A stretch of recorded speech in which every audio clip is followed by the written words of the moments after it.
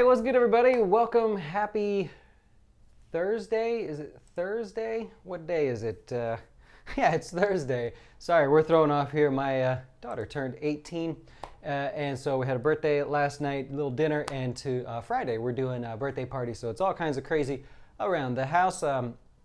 Anyways, today we're going to do a quick overview of the traditional IRA and the Roth IRA for those of you that are like, hey, I don't know anything about this stuff. I don't want a lot of fluff. I don't want the sales pitch. I just want to know exactly how the traditional IRA and the Roth IRA works. It is one of the most common questions that we get here at jazzWealth as far as which one's better for you. How do you make the decision? And a lot of videos are actually really short, just explaining a couple different topics there. So we'll skip all of the normal uselessness and we will go on to what are these account types and some things that I think you should probably know. So first of all, they're just account names. One of the things that we come across is people think that by opening one, something happens. Well, nothing happens when you open one. Just like when you open a checking account, nothing starts to happen until you put money into it. Now, a traditional IRA and a Roth IRA are a little different. When you open one, maybe with us here at jazzWealth, that's what the branding is on the shirt for, nothing happens. When you put money into it, nothing happens until you start investing it. So if you're going to do it yourself, once you put money in, you have to pick investments that you like. It could be stocks, it could be different exchange traded funds, mutual funds. There's almost an endless amount of things that you can choose. So at that point, when you start placing investments in the accounts, that's when things start to move. And I get a lot of questions from people that call and they go, hey, I've got an IRA at my bank, it's not doing anything. And I'm like, what's it invested in? And they go, I don't know. I just open it up and I put the money in. And I go, okay, you have to pick investments. And that's okay. It's a common mistake there. Now, where's the money come from? So in a traditional IRA, you get paid at work, hopefully lots of dollars, right? So I don't know how much you get paid a week or a month or whatever. You pay your taxes, Social Security, Medicare, things, all that you pay in your taxes there. And you end up with a net amount in your paycheck. So this is the money that goes into your traditional IRA. It is known as it's called pre-tax money. You go, wait a minute, that money is after tax. How could that be? Well, what happens is when you take the money from your paycheck and you say, well, I'd like to go deposit some into a traditional IRA. You put money in and the IRS says, keep track of that. We'll credit you back. You can add it onto your taxes or deduct it from your taxable income. So for example, if you made we're going to go with 55,500 because I have horrible handwriting. And let's say you put in $500 to your IRA. So you made a $500 IRA contribution. Then what happens is your new taxable income without anything else is $50,000. Okay. Now that's just rough, very, very rough. You'll have other deductions probably as well. And so you get credited back essentially at the end of the year on your return. So you owe less money on tax, which means if your gross income was $50,500, you would normally pay tax on that. But because you make a contribution to your traditional IRA, you're then most likely going to get to just pull that right off of your taxable income, okay? So although you're contributing money that's after tax, the IRS says whatever you put in here, let's take a look, and they'll credit you back on the taxes essentially. Now the same thing happens over here with a Roth IRA. So you make some amount of money, let's say it's a ton of money. You take out your taxes and you end up with a net amount from your paycheck, whatever that number is. Well, that money also can go into a Roth IRA. However, the IRS is not going to let you deduct anything from your tax return or use it as a deduction because the deal is you're going to put money in here that you've already paid taxes on and you don't want any sort of benefit in return. The deal long term is when you get to retirement, the government's going to say, okay, you put after tax money into it. Your net paycheck went into your Roth IRA and you never asked us for a credit back because we don't offer that in the Roth IRA. And so because of that, whatever money you have in the Roth IRA, the IRS wants nothing to do with.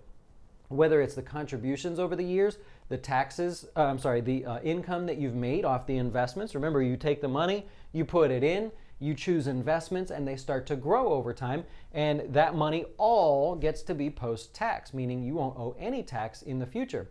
Now, a lot of people prefer this one if they qualify because you just want to get everything out of the way. You want to retire and see a number in your Roth IRA and know that it's all yours, right? So there's no no tax owed. Whereas over here, when you get to retirement and you start pulling money out, as you pull money out, it counts as ordinary income, right?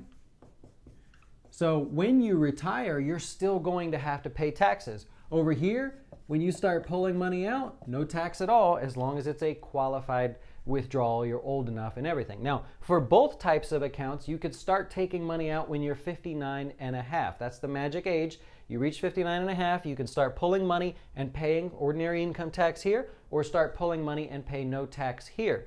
Now, over here, if, let's say, so 59 and a half, that's your magic number. I should have wrote that in a different thing there. So you got 59 and a half you can start taking out. We just explained that. If you happen to take out early, oops, boy, I'm horrible.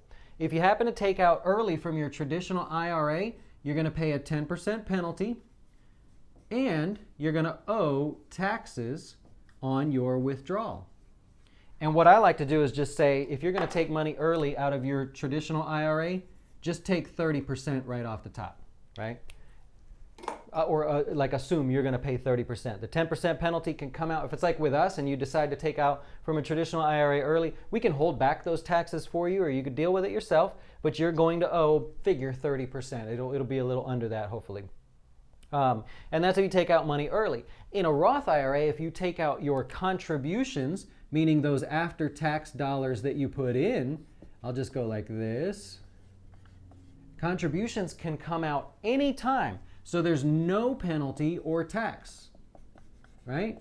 And that's because why? Because you put money into your Roth IRA after already paying tax on it. So the IRS says, fine, if you want to take it out, you're just hurting yourself, but we don't care because you already paid us tax money. So your contributions, if taken out early, have no penalty or tax on them. However, if you take out gains, if you take out, you made $1,000 in your Roth IRA and you put $1,000 in. If you take $2,000 out, okay, that $1,000, you know, now they want to talk to you. So contributions, no penalty or tax here. Now, there's another age to keep in mind, 70. Just figure 70, that's the age you want to keep in mind. That's the age where you must start taking money out. So you must start taking money out of this traditional IRA. That's because the IRS hasn't taxed you yet. So you've been saving. They've been crediting you back on your tax return, and now you're 70 years old, and they're like, okay, enough's enough. We know you're going to die eventually. We need to get our tax money. And so they say, hey, when you get to that 70 marker, let's start talking about you taking money out. You have to take out what's called required minimum distributions. If you have a traditional IRA and you are getting close to retirement age, we need to talk about this, because there's some things you could do ahead of time to prepare for this and maybe trick them so that you don't have to pay or do the required minimum distributions as normal. Now, when you reach 70 in a Roth IRA, no problem. Nobody cares. You don't have to do a single thing. You don't have to take the money out. You just leave it as it is. You can take money out if you want, but they don't care, again, because they've already got their tax money. The IRS says, we didn't really do anything for you here, and so you can leave that as it is. Now, that's just a couple things about the traditional IRA and the Roth IRA. Now, let's go to this category here. There is something called qualified withdrawals, right? Qualified withdrawals from your IRA or your Roth. There are times where the IRS says, look, if something happens to you, we're not going to hit you with the 10% penalty. They're going to ask you to pay taxes in your traditional IRA. Of course, maybe not in the Roth IRA, it depends. And they call it a qualified withdrawal. This could be that you said, we're first-time home buyers. Let's say I'm a first-time home buyer. It's me and my spouse. We're going to go out and start our way in this world. We'd like to buy a home. Well, what they do is they say, okay, fine. If you're going to take money out of your traditional IRA to buy a house, we'll let you take out up to $20,000 to do that if you're a couple. And so basically they're just saying, we're not going to ding you here for the penalty. We're going to ask for the taxes. Don't you worry about that. We're going to get the taxes, but we won't ding you with the penalty if you're buying your first house, building your first house, rebuilding your first house because it got knocked over by a tornado or hurricane or something.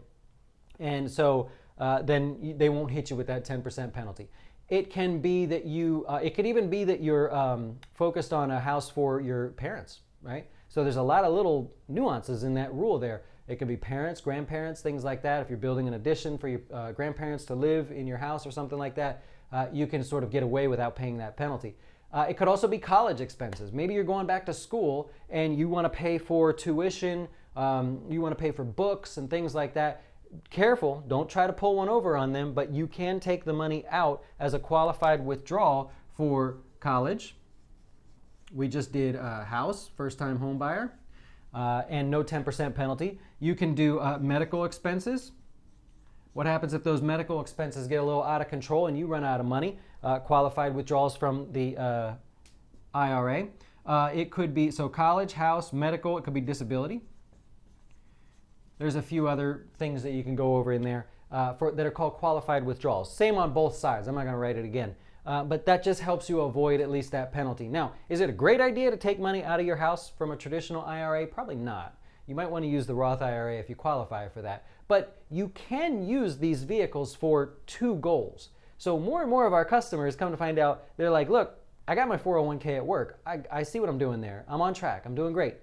I do need to do a little bit more, but I don't need to do a lot more. And so what I'd like to do is use the Roth IRA for some of my retirement and some of it to maybe buy a property in 5 years, 10 years. Maybe I'm going to buy something that's interesting to me. And so I want to use it as a savings account. You go, well, that's a dumb idea because you could possibly lose your money. Maybe. Think about it. If you have money going for retirement, let's say $100 a week, I don't know, $100 a week going for retirement, and $100 a week in the same account but going towards a property, that's $200 a week that gets to grow over time.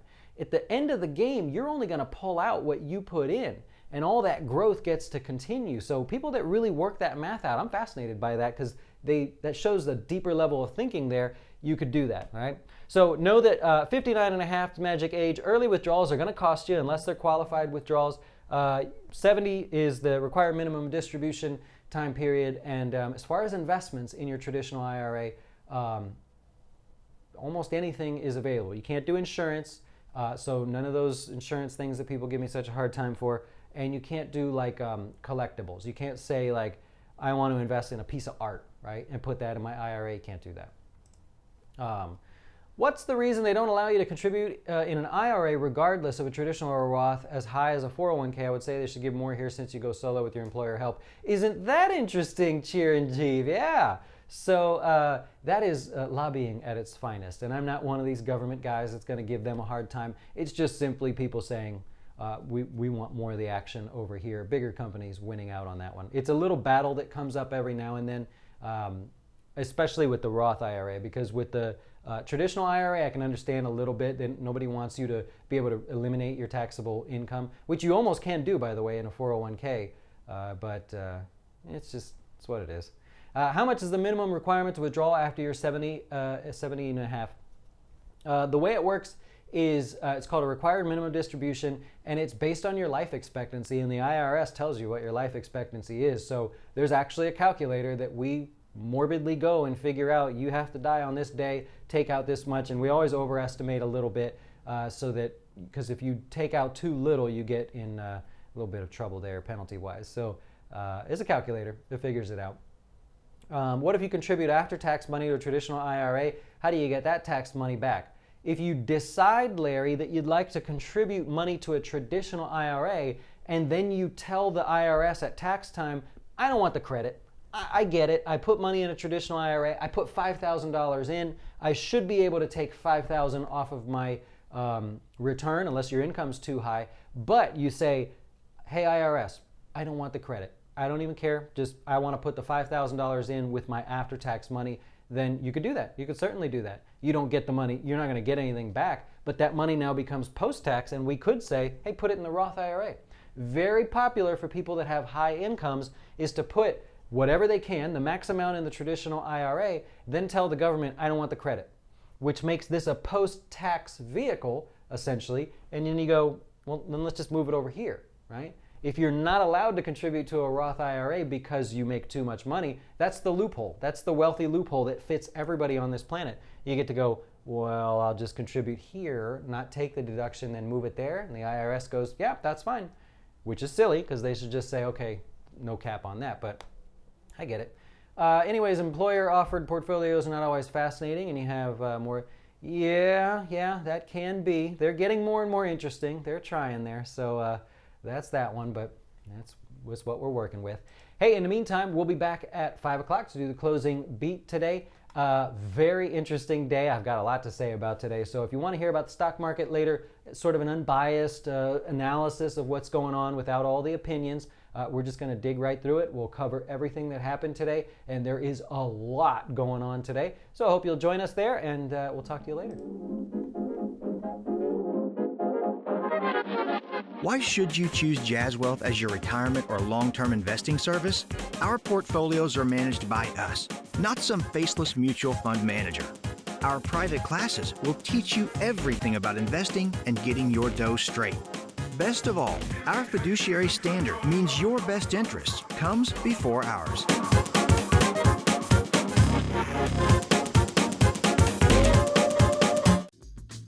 Hey, wait! Before you go watch one of our other great videos, have you had a chance to see our new Fin Tips videos? They focus on one topic at a time, covering investing, personal finance, and anything that can quickly help you with your dough. Best of all, we'll keep it real short, because we know time is money.